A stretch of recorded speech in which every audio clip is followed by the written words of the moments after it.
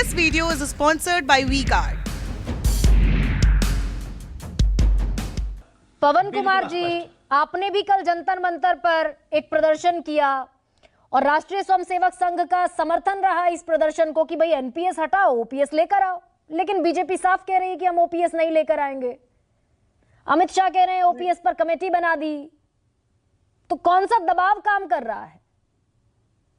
नहीं, इस प्रदर्शन में जो भारतीय मजदूर संघ ने कल किया, अभी जो विजय बंधु जी बोल रहे थे, हम भी चाहते हैं कि इस देश के नए पुराने सभी कर्मचारियों को पुरानी पेंशन स्कीम मिलनी चाहिए। उस पर कोई इफ बट नहीं चाहिए। सरकारें, वास्तविकता ये है कि पिछले 20 साल से 18 साल से ये योजना चल रही है। 10 साल बीच में कांग्रेस ने शासन किया और अगर मैं ठीक बताऊं तो आपको, ये दिसंबर 3 में ये योजना उस समय की सरकार लाई थी, किंतु लागू La la la la la la la la la la la।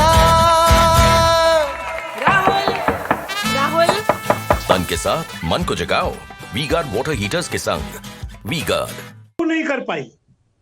लागू किया 2000 अक्टूबर 2004 में एक नोटिफिकेशन के द्वारा तात्कालीन कांग्रेस की सरकार ने, यूपीए की सरकार ने, नहीं, ये जिसने अटल बिहारी वाजपेयी की सरकार ने, अटल जी की सरकार लाई थी, हाँ, किंतु लागू भी हो गया नहीं था। कर पाई। पवन जी, लागू भी हो गया था, इसलिए इसी को कंटिन्यू किया था यूपीए सरकार ने। मैडम मेरी निवेदन सुनिए प्लीज। 2000 अक्टूबर 2004 में एक नोटिफिकेशन के द्वारा इस स्कीम को लागू किया गया। ठीक है। और 10 साल तक, 15 साल तक कांग्रेस आराम से चादर तान के सोई रही। अनेक प्रांतों में, जैसे हरियाणा में, यह स्कीम 2006 से लागू हुई, यानी शुद्ध कांग्रेस की सरकार ने लागू की। यानी आज राजनीतिक पार्टियों से हमारा निवेदन है कि इस मुद्दे पर राजनीति बंद करें, चाहे कांग्रेस हो, चाहे भाजपा हो, चाहे बाकी राजनीतिक दल हो। इस मुद्दे पर राजनीतिक रोटी सेकने की बजाय कर्मचारी के पेंशन की चिंता करें, क्योंकि एनपीएस में हम अपना कंट्रीब्यूशन करते हैं। सरकार कहती है हम 14% देते हैं। भाई तुम क्यों देते हो 14%? इस 14% के बदले में हमको पुरानी पेंशन स्कीम बहाल करो। सरकारें आज 14% का एक लॉलीपॉप देकर कर्मचारी को और रास्ते से भटकाने का प्रयास कर रही है। हम कह रहे हैं भाई ये क्यों कर रहे हैं? आज भी अनेक राजनीतिक दल की सरकार है, अनेक प्रदेशों में है। आज कोई राजनीतिक दल ये नहीं कह सकता कि हमारी सरकार नहीं थी, नहीं रही। सबकी सरकारें होते हुए भी कर्मचारी को तो आज तक पुरानी पेंशन बहाल नहीं हुई। अभी कुछ नहीं, तो ये केंद्र सरकार, एक सेकेंड पवन जी, आपने जो कल प्रदर्शन किया, ये माना जा रहा है कि भाई राष्ट्रीय स्वयंसेवक संघ का भी समर्थन इस बात को है कि ओपीएस बहाली होनी चाहिए। फिर भी अगर केंद्र सरकार इस पर रिजिड है कि नहीं देंगे ओपीएस। नहीं, मैडम आप इसको समझ लीजिए, भारतीय मजदूर संघ के प्रदर्शन को भारत के सरकारी कर्मचारियों का, चाहे केंद्र सरकार का हो चाहे प्रदेश सरकार का हो, उनका समर्थन है। हम उनके समर्थन के बल पर केंद्र सरकार से कह रहे हैं। कल सायंकाल निर्मला सीतारमण जी ने भारतीय मजदूर संघ को बुलाया, वो भी बता रही थी हमने कमेटी बनाई है, हम ये कर रहे हैं, हम वो कर रहे हैं। कमेटी बना करके, और एक दूसरा मुद्दा उठाना चाहता हूँ, विश्वास पाठक जी कह रहे थे हम नहीं दे सकते, कम से कम इनको तो नहीं बोलना चाहिए। अरे भाई, अपने एमएलए को जो 4 बार एमएलए बनता है उसको 4 बार की पेंशन देते हो। 4 बार सांसद बनता है उसको 4 बार सांसद की पेंशन देते हो। जो खुद लेते हैं पेंशन राजनीतिक नेता, वो दूसरों को देने में आनाकानी करते हैं। उनको देश की अर्थव्यवस्था दिखाई देने लगती है, उनको देश की परिस्थिति दिखाई देने लगती है। वो क्यों नहीं हिम्मत करते अपनी पेंशन छोड़कर जाने के लिए? क्यों विश्वास पाठक जी के पार्टी के सांसद और विधायक 4-4, 6-6 बार के सांसद विधायक 4-4, 6-6 बार की पेंशन देते हैं? इनको ये कहते हुए भी संकोच नहीं होता? विश्वास पाठक के बारे में कुछ भी बोलेंगे, नहीं देंगे।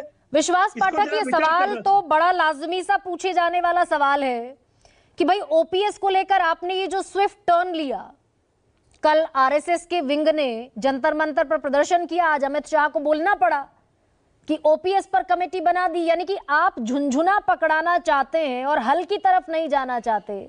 विधायकों को देंगे, सांसदों को देंगे, प्रधानमंत्री को देंगे, राष्ट्रपति को देंगे लाइफ लॉन्ग पेंशन, सरकारी कर्मचारी को नहीं देंगे। क्यों भाई?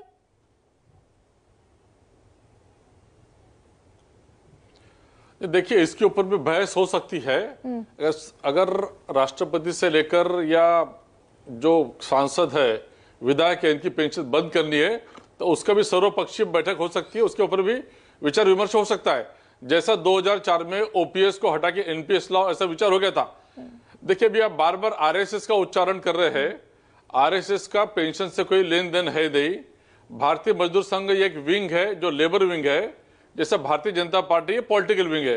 अब आरएसएस की बात ही निकली, इससे मैं बताना चाहता हूं कि दशहरे के दिन आरएसएस के मुखिया परम पूज्य मोहन जी भागवत ने इसी सरकार की आर्थिक नीतियों की सराहना की।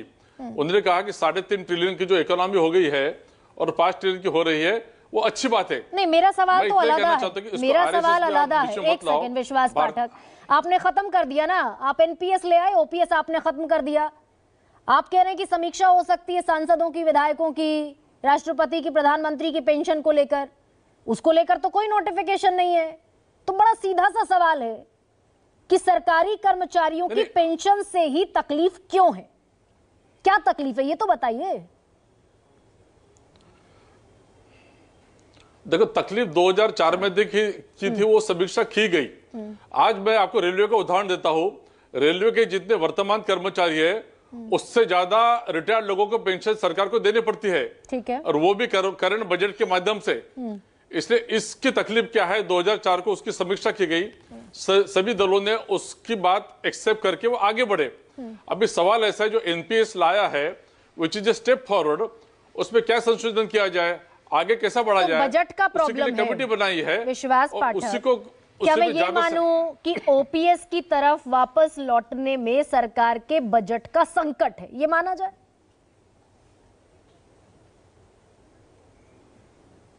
Of course. तो फिर एक सवाल ये भी बनता है कि 10 लाख करोड़ जो है वो अरबपतियों का माफ कर देगी सरकार, और 2 लाख करोड़ का मात्र बजट है सरकारी कर्मचारियों की पेंशन का, उसका बजट नहीं। गरिमा जी, आप जैसे सीनियर पत्रकार ने ऐसी बात नहीं करनी चाहिए। वो माफ नहीं किया है। अकाउंटिंग में राइटिंग ऑफ होता है, इसका मतलब वो लाइबिलिटी खत्म हो गई ऐसे नहीं है। That amount is still recoverable. देखो, बिजनेस प्रैक्टिसेस में जो चीजें होती है वो होती है, उसको सरकार आड़े हाथ डील कर रही है। इसलिए उसका इससे कंपेयर करना आपके जैसे पत्रकार ने राइट ऑफ किया ना, बहुत गलत है। विश्वास पाठक, जहां तक पेंशन का सवाल है, इसीलिए बोल रही हूँ, right of NPA, non performing asset, non performing asset में आप डाल देंगे। राइट ऑफ का मतलब होता है, राइट ऑफ का मतलब बैलेंस शीट में से उसको क्लीन अप किया गया है, liability still remains there, enforcement of recovery still going on. ये बेसिक चीज पहले आप समझ लो। तो 5 साल में 10 लाख करोड़ का अनाज दे देंगे तो ठीक आप है। जैसे पत्रकार ऐसा एक और बात समझ, फिर एक और बात का जवाब दीजिए। 10 लाख करोड़ रुपए का अनाज बांट देंगे 5 साल में, 2 लाख करोड़ का पेंशन नहीं देंगे, क्यों भाई? नहीं, देखिए, फूड सिक्योरिटी, मेडिकल सिक्योरिटी और फाइनेंशियल सिक्योरिटी, इसके लिए सरकार कटिबद्ध है, लोगों को दे रही है। केवल पेंशन ये कोई डिसाइडिंग फैक्टर है नहीं। आज जो पेंशन की आप बात कर रहे हैं, उसके अलावा भी काफी चीजें केंद्र सरकार जनता को दे रही है और जनता उससे खुश है। इसलिए बार बार जनता नरेंद्र मोदी जी के साथ में है। अभी सवाल ऐसा है, कांग्रेस के पास कोई मुद्दा बचा नहीं है, इसलिए वो ओपीएस की तरफ मुद्दा भटका रही है। तो फिर लेकिन उससे आने वाले इलेक्शन पे कोई फर्क नहीं पड़ेगा। तो फिर अमित शाह ये कहते भाई प्रेस कॉन्फ्रेंस में कि we are not going to review, हम नहीं सोचेंगे ओपीएस पर। वो कमेटी की बात फिर नहीं करनी चाहिए। ओपीएस पर अगर इतना रिजिड स्टैंड है सरकार का, तो कहें देश के गृह मंत्री कि नहीं देंगे ओपीएस। अमित भाई ने फैक्ट ही आपके सामने रखी है कि एनपीएस के ऊपर पार्लियामेंट में हमने एक कमेटी बनाई है जिसके अध्यक्ष सेक्रेटरी फाइनेंस है। वो सिर्फ उन्होंने फैक्ट रखी है। वो एनपीएस और ओपीएस मुद्दे में इलेक्शन का मुद्दा नहीं बनाना चाहते और हमारे लिए वो बड़ा मुद्दा भी नहीं है। हम लोग तो डेवलपमेंट की राजनीति कर रही है, जिसमें 10% जो सरकारी कर्मचारी है, उसके साथ साथ 90% जो ऐसे कर्मचारी जिनको पेंशन का लाभ नहीं मिलता है, सभी का विचार करते हुए सबका साथ सबका विश्वास जब हम कहते हैं, वो यही हमारी पॉलिसी है। ठीक है विश्वास पाठक, बहुत छोटा सा रिएक्शन। पवन कुमार जी, आप बोलना कुछ चाह रहे हैं, बता दीजिए। सरकार ओपीएस के कतई खिलाफ। सरकार जिस ढंग से सोच रही है, मुझे लगता है विश्वास पाठक जी ने किसी वित्त मंत्री से वार्ता नहीं की। अगर वार्ता करके आते तो शायद इस भाषा को नहीं बोलते कि हम ओपीएस नहीं लाएंगे। इनकी वित्त मंत्री बोलती है कि हम कमेटी के माध्यम से ओपीएस लाने पर विचार कर रहे हैं, और पाठक जी बोल रहे हैं कि नहीं लाएंगे। मुझे लगता है इनके घर के अंदर ही ये अलग अलग राय क्यों बन रही है। पहले तो ये एक बड़ा गंभीर मुद्दा इनके अंदर है, और जहां तक इनको लगता है कि ओपीएस कोई मुद्दा नहीं है, अरे भाई आज की तारीख में ओपीएस इतना बड़ा मुद्दा बना है देश भर में कि आपको अंदाजा नहीं है कितना बड़ा मुद्दा है। कर्मचारी की पेंशन से ही आप देश चलाना चाहते हैं, और अगर आप रिटायर पर्सन की परचेजिंग पावर बढ़ाएंगे, उसको पेंशन देंगे, तो क्या वो देश की अर्थव्यवस्था में योगदान नहीं करेगा? आप ये चाहते हैं उसको 5 किलो का राशन दे दें और उसको पेंशन नहीं दे। अरे भाई पेंशन दे दो, वो राशन खरीद लेगा, अपना खरीद लेगा, परचेजिंग पावर बढ़ेगी तो देश की अर्थव्यवस्था में अपना योगदान करेगा। रोजगार दे दीजिए, उस पर सोचिए, शिक्षा दे दीजिए, मुफ्त राशन की जरूरत नहीं पड़ेगी। ऐसे में देश रत्न निगम। This video is sponsored by WeGuard.